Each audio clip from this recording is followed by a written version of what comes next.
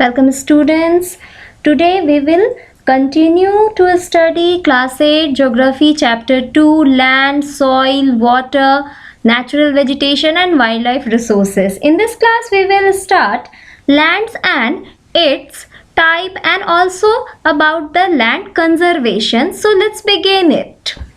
Previously we have already seen that land are two types, which is private and community owned, and it has some threats like land degradation, it means land का खराब होना, landslide जैसा कि नाम से ही पता चल रहा है, लैंडस्लाइड यानी लैंड का स्लाइड हो जाना, लैंड का अपनी जगह से खिसक जाना, and soil erosion we know that it erode with the many weathering agents like wind, water and rain.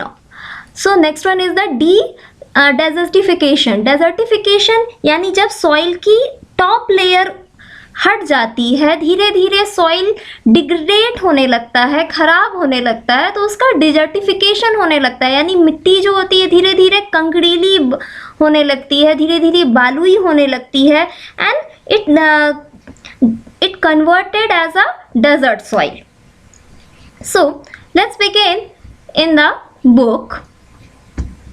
Okay, land can be divided on a basis of ownership into private land and community land. The land owned by the individual यानी land जब किसी एक particular आदमी के पास है, suppose मान लो कि मेरे पास एक land है, तो वो मेरी है, वो ज़मीन क्या है, मेरी है, it means वो मेरी private property है, it's known as the private land. Okay, and beside this some land is also owned by the community or government organization. Okay, so which is known as the community land. Since the land use a common purpose, जैसे हम लोग मान लो park है या कोई land है जिसपे hospital बना दिया गया, तो वो हॉस्पिटल क्या है, किसी एक आदमी के लिए तो बनाया नहीं गया, बहुत सारे लोगों के लिए बनाया गया. या फिर जो पार्क है या तुम्हारे घर के सामने जो फील्ड है वो किसी एक आदमी का तो नहीं है, सबके लिए है. वहाँ लोग कॉमनली मिलकर कोई भी काम कर सकते हैं, जैसे फेस्टिवल सेलिब्रेट कर सकते हैं, गेम्स खेल सकते हैं, या फिर जब हम मार्केट में जाते हैं, जो मार्केट प्लेस है वो किसी एक आदमी का तो नहीं है. तो इस तरह के लैंड्स को हम लोग कम्युनिटी लैंड कहते हैं, which is also known as the common property. Okay, due to high demand but low availability, people often encroach on surrounding land to build illegal commercial setup resides to expand their agriculture land. अब देखो क्या होता है कि कभी कभी obviously हम जानते हैं कि इंडिया क्या है, वर्ल्ड का 7th लार्जेस्ट स्टेट है, सॉरी कंट्री है, and also it has a 2nd largest population. तो जैसे जैसे पॉपुलेशन बढ़ रही है, लोगों की डिमांड्स भी बढ़ती जा रही है, और इस बढ़ती पॉपुलेशन को लोग बढ़ते जा रहे हैं, रहने के लिए काफ़ी जगह चाहिए, उनको रहने के लिए जगह चाहिए, कमर्शियल पर्पस के लिए जगह चाहिए, कमर्शियल पर्पस लाइक एग्रीकल्चर के लिए जगह चाहिए, मार्केट प्लेस के लिए जगह चाहिए, मैन्युफैक्चरिंग के लिए जगह चाहिए. तो इस केस में लोग क्या करते हैं, जब लैंड की कमी होती है तो वो लैंड पे इनलीगल तरीके से अपना कब्जा कर लेते हैं, ठीक है, which is known as the encroach, and वहाँ पे उसके आसपास इलीगल तरीके से रहने लग जाते हैं. जैसे हम लोग देखते हैं हमारे घर के आसपास काफ़ी सारी बस्तियाँ हैं, जो कि वहाँ का लैंड जो है वो किसी पर्टिकुलर आदमी का है नहीं, लेकिन फिर भी वहाँ बहुत सारे लोग स्लम में रह रहे होते हैं. तो they setup their commercial setup है, वहाँ छोटी छोटी दुकानें खोल लेते हैं, लोग झोपड़ियाँ बना के रहने लगते हैं, एंड कभी कभी इस तरह की लैंड पे लोग एग्रीकल्चर भी करते हैं, which is also we can see in our surroundings. So encroaching mean invade, यानी इनकॉर्चिंग का मतलब होता है कब्जा जमा लेना, किसी के ऊपर अपना आधिपत्य जमाना. सो in cosmopolitan cities, slums come to on vacant government land, यानी बड़ी बड़ी जो शहरें होती हैं, काफ़ी सारे लोग क्या करते हैं, माइग्रेट करते हैं बड़ी बड़ी शहरों की ओर, यानी छोटे शहरों से बड़े शहरों की ओर, in search of job, in search of education, in search of better facility to live.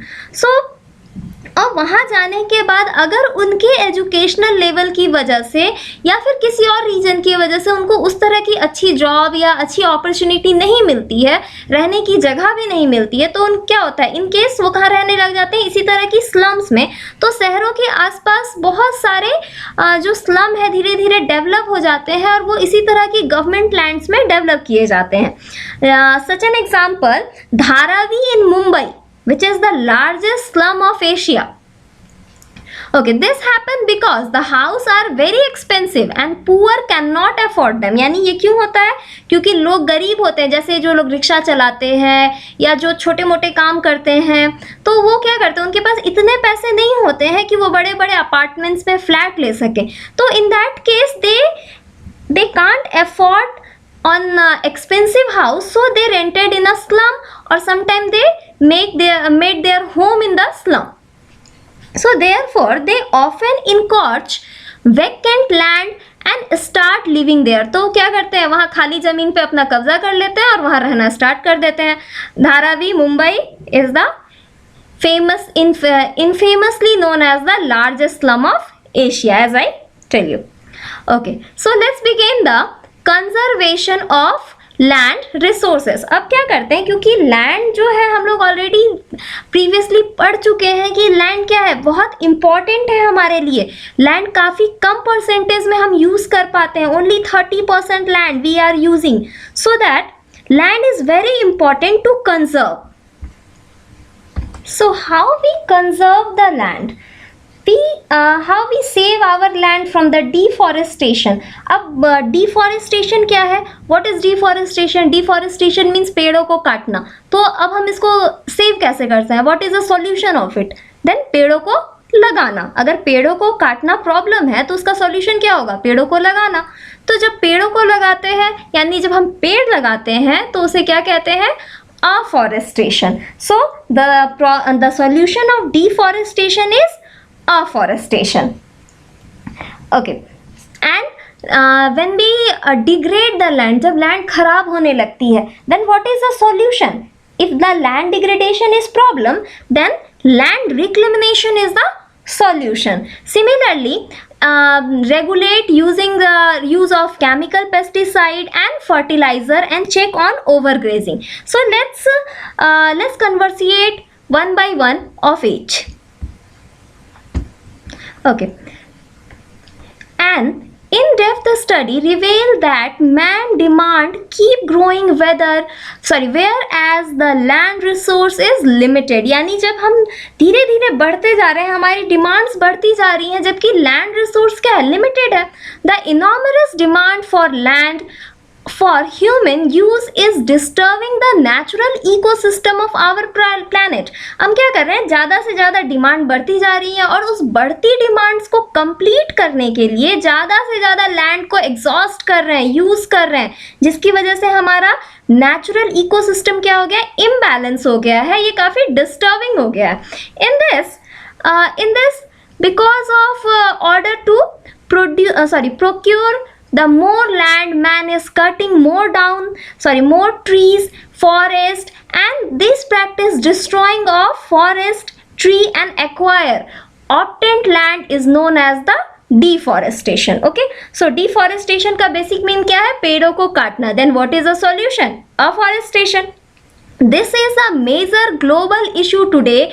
We have to study about the Amazon rainforest. During past 40 years, close to 20% of Amazon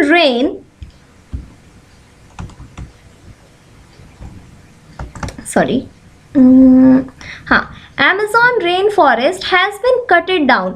अब क्या है कि हम देखते हैं कि जैसे जैसे हम ग्रो कर रहे हैं, डेवलप होते जा रहे हैं, यानी मानव सभ्यता जो है धीरे धीरे जैसे जैसे डेवलप हो रही है, हम अपने नेचुरल रिसोर्सेज को एग्जॉस्ट करते जा रहे हैं। Such as example, which is the Amazon rainforest, which is also known as the lungs of the earth. यानी अर्थ पे सबसे ज़्यादा ऑक्सीजन का फिल्ट्रेशन कहीं से होता है, तो वो Amazon rainforest से होता है. That's why it known as the lungs of the earth. So during during past 40 year, यानी बीते 40 सालों में ऑलमोस्ट 20% जो अमेजोन रेन फॉरेस्ट है उसको काट दिया गया। क्यों काट दिया गया? ह्यूमंस की बढ़ती डिमांड्स को कंप्लीट करने के लिए। The land under forest area is cleared to be purpose like agriculture and build residence and commercial structure, यानी हम एग्रीकल्चर करने के लिए, अपने घरों को बनाने के लिए, उसके अलावा फैक्ट्रीज और इंडस्ट्री में as a raw materials use करने के लिए हम अपने फॉरेस्ट को काटते जा रहे हैं। This practice of deforestation has already started showing harmful effect. इसकी वजह से हम देखते हैं कि धीरे धीरे हार्मफुल इफेक्ट भी हम देखने को मिल रहा है। हमारा इन्वायरमेंट ज़्यादा से ज़्यादा गर्म होते जा रहा है। हम लोग ग्लोबल वार्मिंग के बारे में ऑलरेडी क्लास 7 में पढ़ चुके हैं, which is one of the cause of this deforestation. And in many places cutting down of the tree has encouraged the soil erosion, even the desert formation। अब क्या होता है कि इन्वायरमेंट का तो नुकसान हो ही रहा है, लेकिन जैसे जैसे हम पेड़ों को काट रहे हैं तो पेड़ तो वहां से कट गए, मिट्टी को पकड़ के रखने वाला वहां कुछ है नहीं, तो मिट्टी क्या है, बिल्कुल प्लेन है, खाली है। और जब भी बारिश हुई तो बारिश के साथ वो मिट्टी आसानी से बह के वॉश आउट हो गई। तो इस तरह से सॉइल इरोजन हुआ, या हवा के साथ उड़ गई, तो इस तरह से सॉइल इरोजन हुआ। और जब मिट्टी की टॉप लेयर, यानी सॉइल का जो टॉप लेयर, जो कि हम लोग पढ़ेंगे सॉइल कंजर्वेशन में, जब वो ऊपर से निकल जाती है तो सॉइल बैरन हो जाती है। धीरे धीरे वो उसमें कंकड़ नोड्यूल्स भर जाते हैं, यानी कैल्सेरियस डिपॉजिट काफ़ी ज़्यादा हो जाता है, कंकड़ीली मिट्टी हो जाती है, और धीरे धीरे उस पार्टिकुलर जो एरिया है वो डेजर्ट में बदलने लगता है। And many farmer have been using harmful pesticide. अब क्या होता है, बहुत सारे जो फार्मर है वो हार्मफुल पेस्टिसाइड भी यूज कर रहे हैं। अब पेस्टिसाइड यूज करना तो हमें अच्छा लगता है, क्या होता है, पहले हम यूज करते हैं, फिर काफी ज्यादा प्रोडक्शन होता है, लेकिन लॉन्ग टर्म में वो हमारे लिए अच्छा नहीं होता। These harmful pesticide are degrade our soil quality and overgrazing of land by livestock, also destroy the land by making it prone to erosion, यानी इसकी वजह से इरोजन भी बढ़ता है।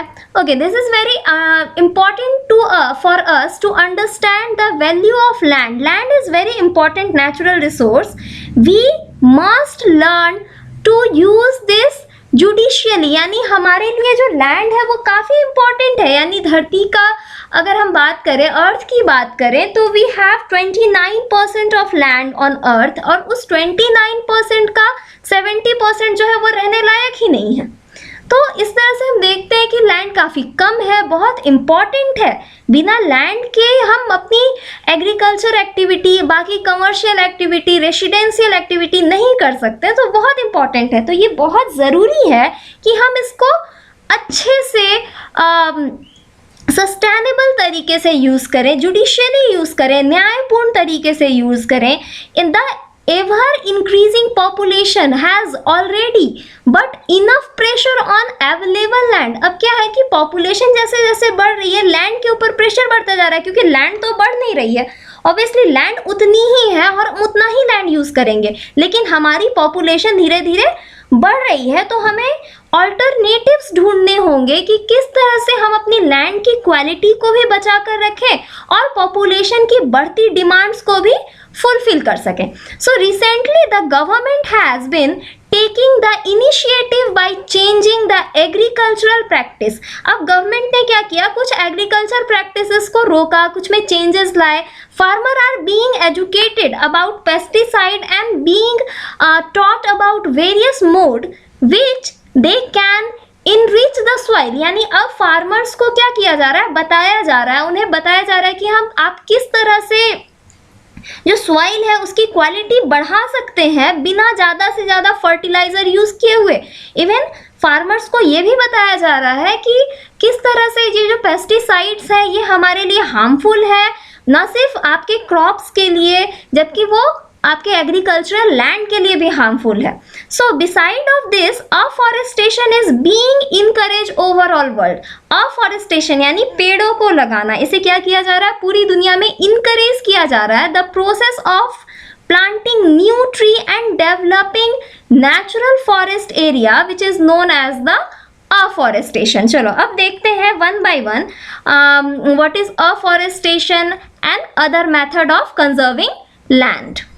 So first one is the afforestation. अब afforestation क्या होता है कि जब हम किसी पर्टिकुलर एरिया में पेड़ों को लगाते हैं। अब देखो यहाँ क्या है, एक रो में पेड़ों को लगाया गया है। सपोज फर्स्ट डे हम इस रो में पेड़ लगाए, उसके बाद फिर यहाँ लगाए। जब तक हम यहाँ पहुंचेंगे तब तक क्या होगा, इस एरिया के पेड़ बढ़ जाएंगे और फिर क्या होंगे, ये हमारे कमर्शियल पर्पस के लिए यूज हो सकते हैं। और जब हम यहाँ पेड़ों को काट कर फिर नए पेड़ लगाएंगे तब तक इस एरिया के पेड़ काफी बढ़ जाएंगे, तो हमारा कमर्शियल यूज भी होता रहेगा और ज्यादा से ज्यादा जब हम पेड़ों को लगाएंगे तो हमारा नेचुरल इन्वायरमेंट भी बना रहेगा और लैंड की क्वालिटी भी बनी रहेगी। और जब हम अफॉरेस्टेशन करते हैं तो हमारा जो बचा हुआ फॉरेस्ट लैंड है उसको बिल्कुल टच नहीं करते, यानी इस फॉरेस्ट को अब हम नहीं टच कर रहे हैं। हम क्या कर रहे हैं, हम यहाँ पेड़ों को लगा रहे हैं। जब ये बड़े हो रहे हैं तब तक हम यहाँ और पेड़ों को लगा रहे हैं और जब यहाँ तक हम पहुंच रहे हैं तो हम क्या देखते हैं, यहाँ के पेड़ काफी बड़े हो चुके हैं जो कि हमारे लिए काफी यूजफुल हो गए।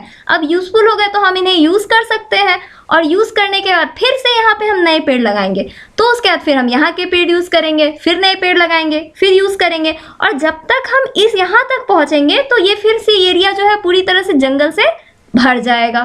तो अब क्या, इससे हमारा इन्वायरमेंट सेफ है, लैंड डिग्रेडेशन नहीं हो रहा है, डिफॉरेस्टेशन नहीं हो रहा है, इन्वायरमेंट ग्लोबल वार्मिंग रुक रहा है, तो बहुत सारी प्रॉब्लम सॉल्व होती हैं। एक्चुअली क्या है कि पेड़ लगाना जितने भी इकोसिस्टम से रिलेटेड प्रॉब्लम है ना, उन सब का एक बेस्ट सॉल्यूशन है विच इज पेड़ों को लगाना। It means afforestation. Okay, next one is the land reclamation. अब क्या होता है, लैंड रिक्लेमिनेशन में हम आर्टिफिशियल तरीके से लैंड को बिल्ड करते हैं, बनाते हैं। इसका एक एग्जांपल हम लोग देख सकते हैं, मुंबई आज के डेट में जैसा दिखता है which is not like that. Mumbai जो है वो क्या था, वो पहले 7 आइलैंड थे छोटा छोटा, फिर वहाँ पे जमीन को भर करके, मिट्टी भर करके वहाँ जमीन बनाई गई और तब वहाँ पे लैंड को शहर बसाया गया। तो अब क्या करते हैं, लैंड रिक्लेमिनेशन में हम जो खराब हो गई जमीन है, यानी लैंड डिग्रेडेशन जहाँ हो गया, जहाँ डिग्रेडेट होकर जमीन खराब हो गई है, अब किसी काम की नहीं है, तो उसको हम दोबारा से बनाने की कोशिश करते हैं। जैसे इस पिक्चर में हम लोग देख सकते हैं कि माइनिंग की वजह से ये लैंड कैसा दिख रहा है, बहुत ज्यादा बैरन है, खराब हो चुका है, जैसे अब इसमें कोई कुछ यूज हो ही नहीं सकता। लेकिन after the land reclamation process, land को रिक्लेमिनेश करने के बाद हम देखते हैं कि लैंड को फिर इस तरह से हम कन्वर्ट कर लिए। कैसे, मिट्टी को भर कर, इसमें अलग अलग तरह की न्यूट्रिशन को डालकर, पेड़ों को लगाकर हमने लैंड को क्या किया, फिर से ऐसा बना लिया जो कि यूज के लायक बन जाएगा। So this is the before and after. Okay, next one is the regulate the use of chemical, pesticides and fertiliser. यानी हमें क्या करना चाहिए कि हम ज़्यादा से ज़्यादा केमिकल और फर्टिलाइजर का यूज करना बंद करें। यानी केमिकल फर्टिलाइजर यूज करने से पहले हमें बहुत सारी एग्रीकल्चर प्रोडक्शन देखने को तो मिलती है, हम सोचते हैं चलो इससे बहुत ज़्यादा प्रोड्यूस हो रहा है, ज़्यादा से ज़्यादा यूज करो। लेकिन क्या होता है कि जब यही पेस्टिसाइड और फर्टिलाइजर पानी से बहते हुए, यानी जब हम अपने पेड़ों को पानी देते हैं और फिर उससे बहकर वही पेस्टिसाइड्स और फर्टिलाइजर हमारी सॉइल में जाकर मिलती है, तो वो उसे धीरे धीरे डिग्रेड करना स्टार्ट करती है। उसमें जो प्रेजेंट माइक्रो ऑर्गेनिज्म है जिसको ह्यूमस कहते हैं, जिसकी वजह से सॉइल फर्टाइल होती है, वो धीरे धीरे उसे कम करने लगती है, जिससे सॉइल की फर्टिलिटी खत्म हो जाती है। इसलिए हमें क्या करना चाहिए, पेस्टिसाइड और फर्टिलाइजर का यूज कम करना चाहिए। And check over grazing. अब ओवर ग्रेजिंग क्या है, जब हम जानवर जब घास खाते हैं, which is known as the grazing. अब क्या करेंगे, अगर हम जानवरों को पूरे लैंड पे इस तरह से खुला छोड़ देंगे तो वो क्या करेंगे, धीरे धीरे सारे जगह का पेड़ पौधों को खाना स्टार्ट करेंगे। और जब वो ग्रेज करते हैं, जब जानवर खाते हैं, तो ऐसा तो है नहीं कि जानवर जो है वो बहुत ज़्यादा सिविलाइज्ड है, तो जब वो घास को काटेंगे तो वो बिल्कुल एक ट्रिमर की तरह या किसी मशीन की तरह फोक और नाइफ लेकर उसको काट रहे हैं जिससे वो बिल्कुल लेवल में कटेगी, ऐसा तो है नहीं, वो तो बस खाते जाते हैं। तो जब ऐसा होता है, जब वो घास को ऊपर से खींचते हैं या किसी भी पेड़ को खींचते हैं तो वो सिर्फ घास या पेड़ नहीं खींचते, वो उसके साथ साथ ऊपर की जो सॉइल की जो टॉप लेयर है उसे भी खींच लेते हैं, और इसकी वजह से सॉइल का जो ह्यूमस वाला लेयर होता है वो भी खत्म हो जाता है, जिससे सॉइल फ्री हो जाती है हवा और पानी के साथ बहने के लिए, जिससे इरोजन होता है। एंड इसकी वजह से क्या होता है कि सॉइल धीरे धीरे इरोड होने से डिग्रेडेट होना स्टार्ट हो जाती है। अब हमें इसे करना क्या चाहिए? करना ये चाहिए कि हम सारे जानवरों को खुला ना छोड़ें। हम या तो फॉडर क्रॉप्स लगा लें जिसे जानवरों को खाने के लिए उगाया जाता है, और या तो फिर हम एक फिक्स एरिया डिसाइड कर ले जो कि सिर्फ ग्रेजिंग के लिए हो, जिससे हम ओवर ग्रेजिंग को रोक सकें। Okay, next one is the landslide. अब लैंडस्लाइड क्या है ये देखते हैं। तो लैंडस्लाइड, जैसा कि यहाँ से इसके नेम से ही पता चल रहा है, लैंडस्लाइड यानी जमीन का खिसकना, which is known as the landslide, the mass movement of rock, debris and earth down a slope. यानी जब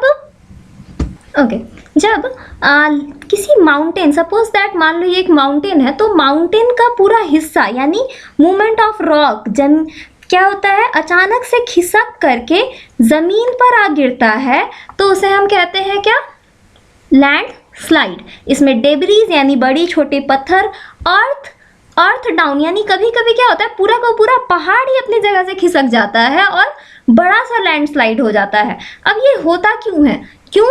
बिकॉज ऑफ द अर्थक्वेक की वजह से। कभी कभी जब अर्थक्वेक आता है तो माउंटेन रीजन में अनस्टेबल लैंड, जो जमीन ढीली होती है, वो अपनी जगह से खिसक जाती है, जिसकी वजह से लैंडस्लाइड होता है।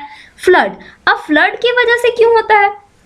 तो फ्लड की वजह से जब होता है तो क्या होता है, सपोज मान लो कि यहाँ पे एक रिवर है, तो क्या होगा, जब पानी बहुत ज़्यादा बहे जा रहा है तो क्या होगा, इससे टकराते हुए क्या करेगा, इस जगह की ज़मीन को कमज़ोर करेगा और अपने साथ बहाकर ले जाएगा, जिससे लैंडस्लाइड हो जाता है।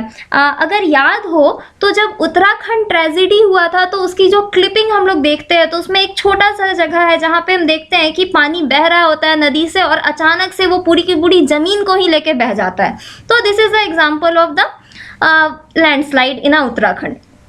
अब देखते हैं वोल्केनोज। वोल्केनोज क्या है? जब भी वोल्केनोज इरप्ट होते हैं तो उससे पहले कई सारे छोटे छोटे अर्थक्वेक आते हैं, और उसकी वाइब्रेशन की वजह से भी जो पहाड़ों की ज़मीन होती है वो अपनी जगह से खिसकती है, जिसकी वजह से लैंडस्लाइड होता है। And next one is the mining. अब माइनिंग एक्टिविटी की वजह से क्या होता है, बड़ी बड़ी मशीन्स यूज़ की जाती हैं ज़मीन के नीचे। अब सपोज मान लो यहाँ एक माइन है, इस जगह पे एक माइन है, तो अब क्या कर रहे हैं, हम इस एरिया को यहाँ गड्ढा कर रहे हैं, खोद रहे हैं और फिर यहाँ से चले गए, तो यानी ये जगह यहाँ नीचे वैकेंट है, एरिया यहाँ से हॉलो हो गया। तो जब भी यानी ये ऊपर का जो ये माउंटेन रीजन था, ये क्या हो गया, काफी अनस्टेबल हो गया, और जब भी हल्की भी वाइब्रेशन होगी तो क्या होगा, ये पूरा इस हिस्सा खिसक के नीचे आ जाएगा। तो माइनिंग की वजह से, डिफॉरेस्टेशन की वजह से, अगर अब क्या होता है, जब पहाड़ों पे जो फॉरेस्ट होती है, जब उसको हम काट देते हैं तो वहाँ की मिट्टी ढीली हो जाती है, पेड़ है नहीं वहाँ पे, तो जब बहुत बारिश होती है तो पहाड़ों के ऊपर से क्या होगा, अब यहाँ से अगर हम पानी गिराएं तो पानी लगातार नीचे आएगा, तो वो अपने साथ जमीन को भी लेते हुए आ जाता है। तो this is the cause of landslide. अब व्हाट इज द इम्पैक्ट, इससे होता क्या है? हालांकि हम कहाँ रहते हैं, प्लेटो रीजन में रहते हैं, यहाँ ज़्यादातर लैंडस्लाइड नहीं होते, लेकिन जो माउंटेन रीजन है, हिमालयन रीजन है, वहाँ भी लोग रहते हैं, वहाँ कुछ तरह के लैंडस्लाइड होते हैं। इसकी वजह से होता क्या है, लॉस ऑफ लाइफ। अब कई बार सपोज मान लो यहाँ एक सड़क है, यहाँ रोड है जहाँ से गाड़ी जा रही है, और ऊपर से लैंडस्लाइड हो गया और गाड़ी उसके नीचे दब गई, तो जिसकी वजह से कई सारे लोगों की डेथ हो जाती है, प्रॉपर्टी का नुकसान होता है। अब क्या होता है, अब ये इस एरिया में पूरी तरह से माउंटेन का पार्ट गिराया है, तो अब क्या होगा, इधर के लोग इधर फंस गए, इधर के लोग इधर फंस गए। तो जब तक अब यहाँ रेस्क्यू नहीं किया जाएगा, तब तक ना तो इधर के लोग इधर आ पाएंगे, ना इधर के लोग इधर आ पाएंगे। तो सपोज अगर किसी को हॉस्पिटल जाना है, स्कूल जाना है, तो वो क्या होगा, वो इस जगह पे फंस के रह जाएगा, तो वो नुकसान हो रहा है। उसके अलावा फ्लड, कई बार फ्लड आता है। सपोज दैट यहाँ पे अब एक रिवर बह रही है, इस जगह पे अब एक रिवर बह रही है, तो क्या होगा, अगर ये माउंटेन का हिस्सा गिर के इस रीजन में आ गया, यहाँ गिरा तो क्या होगा, ये इस एरिया को ब्लॉक कर दिया, यानी अब इधर से जो आने वाला पानी था वो इधर आ नहीं पा रहा है, तो क्या होगा, अब ये इस साइड से बहने लगेगा। सपोज दैट, अब देखो क्या है कि ज्योग्राफी जो है ना वो एक लिविंग सब्जेक्ट है, इसको रिलेट करो। कभी कभी क्या होता है, तुम्हारे घर के आसपास की जो नालियां हैं उसको देखना, तो जब हम उसमें बहुत सारी मिट्टी या डेब्रीज बहुत सारी चीज़ें डाल देते हैं तो क्या होता है, पानी उसके पीछे से होके बह के निकलने लगता है। तो सेम चीज़ क्या होगा इस रिवर के साथ होगा कि पानी फिर यहाँ से बह के निकलने लगेगा और वो आसपास के रीजन में फैल जाएगा, जिसकी वजह से फ्लड आ जाएगा। उसके अलावा भी और भी कई सारे प्रॉब्लम्स क्रिएट होते हैं। तो इसका एक एग्जाम्पल है Panji village near the Reckong Peo in Kinnaur district Himachal Pradesh. Okay, damage to Hindustan Tibet road. अब ये जो हिंदुस्तान तिब्बत रोड है यहाँ पे, जो कि नेशनल हाईवे 22 है, यहाँ जनरली अर्थक्वेक बहुत ही कॉमन है, जो हमेशा ही देखने को मिल जाता है। अब ये तो थी प्रॉब्लम्स और इसके इम्पैक्ट। तो अब प्रॉब्लम है तो उसका सॉल्यूशन भी होना चाहिए। अब what is the solution of this earthquake, this landslide. तो अब क्या होगा, तो देखते हैं मिटिगेशन। पहला क्या है, हजार्ड मैपिंग। हजार्ड मैपिंग क्या है, identify the area and avoid it, यानी हम उसको पहले आइडेंटिफाई कर ले, पता कर ले कि हाँ यहाँ ये पर्टिकुलर रीजन है जहाँ रेगुलरली यहाँ पे क्या आ रहा है, लैंडस्लाइड आ रहा है। तो हम उसको कोशिश करें कि उस रीजन में या तो हम ना जाएं, या वहाँ किसी तरह की कंस्ट्रक्शन ना करें, बहुत ज़्यादा आवाज़ ना करें, बहुत कुछ ऐसी एक्टिविटी ना करें जिसकी वजह से वाइब्रेशन हो, ताकि लैंडस्लाइड रुक सके। अब दूसरा क्या कर सकते हैं, हम यहाँ रिटेंशन वॉल बना सकते हैं। रिटेंशन वॉल क्या होती है देखते हैं। सपोज अब अगर एक पहाड़ है तो रिटेंशन वॉल क्या है कि देखो, अब रिटेंशन वॉल क्या है कि सपोज मान लो यहाँ पे एक रोड है या एक नदी बह रही है, तो हम जानते हैं कि जब यहाँ से इसको हम आइडेंटिफाई कर चुके हैं कि इस पार्टिकुलर माउंटेन रीजन में अक्सर ही लैंडस्लाइड होता है, तो हम यहाँ क्या करेंगे, एक वॉल को कंस्ट्रक्ट कर देंगे, जिसकी वजह से क्या होगा कि जब लैंडस्लाइड होगा तो जो भी पार्टिकल्स गिरेंगे वो इस लैंड के पीछे ही गिरेंगे, यहाँ आगे नहीं आएंगे, ताकि यहाँ लैंड जो ये रोड है इसका जो ट्रांसपोर्टेशन है, जो चहल पहल है, उस पर कोई असर नहीं पड़े, या फिर नदी में ना गिरे जिससे फ्लड या कोई प्रॉब्लम ना क्रिएट हो। Next one is the increasing vegetation. हम जितना ज़्यादा माउंटेन रीजन में या वेजिटेशन लगाएंगे वो क्या करेंगी, पेड़ जमीन को पकड़ के रखेंगी और उसे खिसकने नहीं देगी। And surface damage control work. अब क्या कर सकते हैं, हम तैयार रह सकते हैं सरफेस पे जो उसकी वजह से जो भी डैमेज होगा उसको कंट्रोल के लिए। सो this is the landslide and land conservation. Okay.